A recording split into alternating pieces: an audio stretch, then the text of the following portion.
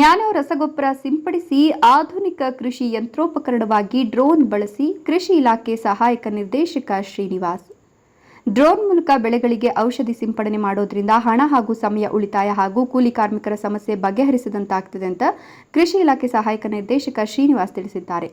ಭಾಗ್ಯನಗರ ಪಟ್ಟಣದ ಹೊರವಲಯದ ಹೊಸಹುಡಿಯ ಗ್ರಾಮದ ರೈತ ಗೋವಿಂದ ರೆಡ್ಡಿಯವರ ಜಮೀನಿನಲ್ಲಿ ಬೆಳೆದಿರುವ ಮುಸುಕಿನ ಜೋಳದ ತೋಟಕ್ಕೆ ಕೃಷಿ ಇಲಾಖೆ ವತಿಯಿಂದ ನ್ಯಾನೋ ಯೂರಿಯಾ ಸಿಂಪಡಣೆ ಮತ್ತು ಡ್ರೋನ್ ಮೂಲಕ ಪ್ರಾತ್ಯಕ್ಷಿತೆ ಆಯೋಜಿಸಲಾಗಿದ್ದು, ಹೊಸಹುಡಿಯ ಗ್ರಾಮದ ಅನೇಕ ರೈತರಿಗೆ ನ್ಯಾನೋ ಯೂರಿಯಾ ಸಿಂಪಡಣೆ ಮತ್ತು ಡ್ರೋನ್ ಮೂಲಕ ಡೆಮೋ ಪ್ರಾತ್ಯಕ್ಷಿತೆ ತಿಳುವಳಿಕೆ ಮೂಡಿಸಲಾಯಿತು. ಈ ವೇಳೆ ಮಾತನಾಡಿದ ಇಲಾಖೆ ಸಹಾಯಕ ನಿರ್ದೇಶಕ ಶ್ರೀನಿವಾಸ್, ರೈತರು ತಮ್ಮ ಜಮೀನಿನಲ್ಲಿ ಬೆಳೆಗೆ ರೋಗ ಬಂದರೆ ಔಷಧಿ ಸಿಂಪಡಣೆ ಮಾಡುವುದೇ ರೈತರಿಗೆ ಸವಾಲಿನ ಕೆಲಸವಾಗಿದೆ. ಒಂದು ವೇಳೆ ಔಷಧಿ ಸಿಂಪಡಣೆ ಮಾಡದಿದ್ದರೆ ಬೆಳೆಯ ಇಳುವರಿ ಕುಂಠಿತವಾಗುತ್ತದೆ ಹಾಗೂ ಲಾಭದ ನಿರೀಕ್ಷೆ ಹುಸಿಯಾಗುತ್ತದೆ. ಹಾಗಾಗಿ ರೈತರು ತಾವು ಬೆಳೆದ ಬೆಳೆಗೆ ಬೆಳವಣಿಗೆ ಹಾಗೂ ಸಮಯಕ್ಕೆ ತಕ್ಕಂತೆ ಔಷಧಿ ಸಿಂಪಡಣೆ ಅಗತ್ಯ.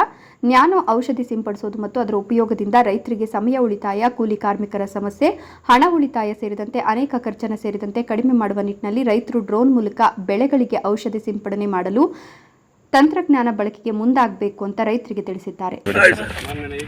ಕೃಷಿ ಇಲಾಖೆ ಮತ್ತು ಕೃಷಿ ಸಂಬಂಧಿತ ಎಲ್ಲ ಇಲಾಖೆಗಳಿಂದ ಈಗ ನಾವು ಹೆಚ್ಚಿನ ಬೇಡಿಕೆ ಇರುವುದು ರಸಗೊಬ್ಬರಗಳಲ್ಲಿ ಯೂರಿಯಾಗೆ ಹೆಚ್ಚಿನ ಬೇಡಿಕೆ ಇದೆ.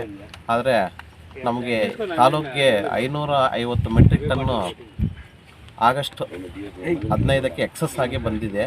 ಆದರೂ ರೈತರು ಕ್ಯೂ ಅಲ್ಲಿ ನಿಂತು ತಗೊಳ್ಳುವ ಪರಿಸ್ಥಿತಿ ಬಂದಿದೆ. ಯಾಕಂದರೆ ನಮ್ಮಲ್ಲಿ ಅಧಿಕವಾಗಿ 5 ಪಟ್ಟು ಯೂರಿಯಾ ಬಳಸ್ತಾ ಇದ್ದಾರೆ. 5 ಪಟ್ಟು ಯೂರಿಯಾ ಬಳಸುವ ಅವಶ್ಯಕತೆ ಇಲ್ಲ. ಇದರಿಂದ ನಾವು ಮುಸ್ಕಿನ ಜೋಳಕ್ಕೆ, ಹೈಬ್ರಿಡ್ ಮುಸ್ಕಿನ ಜೋಳಕ್ಕೆ ಮೇಲ್ಗೊಬ್ಬರವಾಗಿ 1 ಚೀಲ ಅಂದರೆ 45 kg ಅಷ್ಟು ಆದರೆ ಸಾಕು. ಎಲ್ಲ ರೈತರು 5 ಬ್ಯಾಗು 6 ಬ್ಯಾಗ್ ಯೂಸ್ ಮಾಡ್ತಾ ಇದ್ದಾರೆ. ಅದು ತಪ್ಪು. ಅದ್ರ ಬದಲು ಈಗ ಯೂರಿಯಾ ಇಲ್ಲ ಅಂದ ತಕ್ಷಣ ಪರ್ಯಾಯವಾಗಿ ನ್ಯಾನೋ ಯೂರಿಯಾ ಇದೆ. ನ್ಯಾನೋ ಯೂರಿಯಾ 1 ಬ್ಯಾಗ್ ಚೀಲಕ್ಕೆ 500 ml ಸಮ. ಅದು ಇದರಲ್ಲಿ ಎಫಿಷಿಯನ್ಸಿ 85% ಇದೆ. ನಾವು ಹಾಕುವ ಅರಳು ರಸಗೊಬ್ಬರದಲ್ಲಿ 35% ಇದೆ. ಅದಕ್ಕೆ ಈ 85% ಎಫಿಷಿಯನ್ಸಿ ಇರುವ ನ್ಯಾನೋ ಯೂರಿಯಾವನ್ನು ನಾವು ಹೆಚ್ಚಾಗಿ ಬಳಸಬೇಕು. ನ್ಯಾನೋ ಯೂರಿಯಾ ಡ್ರೋನಲ್ಲೇ ಮಾಡಬೇಕಂತೇನು ಇದಿಲ್ಲ. ನ್ಯಾಪ್ಸ್ಯಾಕ್ ಸ್ಪ್ರೇಯರಲ್ಲೂ, ಪವರ್ ಸ್ಪ್ರೇಯರಲ್ಲೂ ಸ್ಪ್ರೇ ಮಾಡಬಹುದು. ಇದಕ್ಕೆ ರೈತರು ನಾವು ನಿಮಗೆ ಪ್ರಾತ್ಯಕ್ಷಿಕೆ ತೋರ್ಸೋಕ್ಕೆ ಮಾತ್ರ ಡ್ರೋನ್ ತಂದಿದ್ದೀವಿ. ನೀವೇ ನ್ಯಾನೋ ಸ್ಪ್ರೇಯನ್ನು 3 to 5 ml ಪರ್ ಲೀಟರ್ ಹಾಕಿ 4% ಸಾರಜನಕ ಒದಗಿಸುತ್ತೆ. ಅದನ್ನು ನಾವು ಬಿತ್ತನೆ ಮಾಡಿದ 30 ದಿನಗಳಲ್ಲಿ ಸ್ಪ್ರೇ ಮಾಡಬಹುದು. ಇದೇ ಸಂದರ್ಭದಲ್ಲಿ ರೈತ ಗೋವಿಂದ ರೆಡ್ಡಿ ಮಾತನಾಡಿ, ನ್ಯಾನೋ ಔಷಧಿ ಸಿಂಪಡಣೆಗೆ ಈ ಡ್ರೋನ್ 10 ಲೀಟರ್ ಸಾಮರ್ಥ್ಯ ಹೊಂದಿದ್ದು ಸಣ್ಣ ಕಣದ ಮೂಲಕ ಔಷಧಿ ಸಿಂಪಡಿಸುತ್ತದೆ. 1 ಎಕರೆಗೆ 10 ಲೀಟರ್ ಕೀಟನಾಶಕ ಸಿಂಪಡಣೆ ಮಾಡಬಹುದಾಗಿದೆ. 2 ದಿನಗಳ ಕಾಲ ಕೂಲಿ ಕಾರ್ಮಿಕರು ಮಾಡಬೇಕಾದ ಕೆಲಸವನ್ನು ಕೇವಲ 90 ನಿಮಿಷಗಳಲ್ಲಿ ಮಾಡಲಾಗಿದೆ. ಇದಕ್ಕೆ 1 ಎಕರೆಗೆ 600 ವೆಚ್ಚ ಬರಲಿದೆ. ಕೂಲಿ ಕಾರ್ಮಿಕರ ಸಮಸ್ಯೆಯಿಂದ ರೈತರು ಬೆಳೆದ ಬೆಳೆಗೆ ಡ್ರೋನ್ ಮೂಲಕ ಕೀಟನಾಶಕ ಸಿಂಪಡಣೆಯಿಂದ ಇಲ್ಲಿನ ರೈತರಿಗೆ ಅನುಕೂಲವಾಗಲಿದೆ. ಜೊತೆಗೆ ಆಧುನಿಕ ಕೃಷಿ ಯಂತ್ರೋಪಕರಣವಾಗಿ ರೈತರಿಗೆ ಡ್ರೋನ್ ಬಳಕೆಯಾಗುತ್ತಿದೆ. ಅಲ್ಲದೆ ಇದು ನಿರ್ವಹಣೆ ವೆಚ್ಚದಲ್ಲಿಯೂ ಸುಲಭವಾಗಿ ಕಂಡುಬರುತ್ತಿದೆ. ಇದರಿಂದ ರೈತರು ಬೆಳೆಗಳಿಗೆ, ಗಿಡಗಳಿಗೆ ಸುಲಭವಾಗಿ ಔಷಧ ಸಿಂಪಡಣೆ ಮಾಡಬಹುದಾಗಿದೆ. ಇದರಿಂದ ಈ ಭಾಗದ ರೈತರಿಗೆ ಇನ್ನಷ್ಟು ಅನುಕೂಲವಾಗಲಿದೆ ಎಂದರು. ಡ್ರೋನ್ ಮೂಲಕ ನ್ಯಾನೋ ಯೂರಿಯಾನ ಸಿಂಪಡಿಸೋದಕ್ಕೆ ನಮ್ಮ ಜಮೀನಿಗೆ ಇವತ್ತು ನಮ್ಮ ಕೃಷಿ ಇಲಾಖೆಯ ADO ಸಾಹೇಬರು ಮತ್ತು AO ಸಾಹೇಬರು, ಇಲಾಖೆ ಅಧಿಕಾರಿಗಳು ಎಲ್ಲ ಆಗಮಿಸಿದ್ದಾರೆ. ಹಾಗೆ ಟೆಕ್ನಾಲಜಿ ತಂತ್ರಜ್ಞಾನ ಮುಖಾಂತರ ಡ್ರೋನ್ ನ್ಯಾನೋ ಯೂರಿಯಾನು ಇಲ್ಲಿ ಸಿಂಪಡಣೆ ಮಾಡ್ತಾ ಇದ್ದಾರೆ.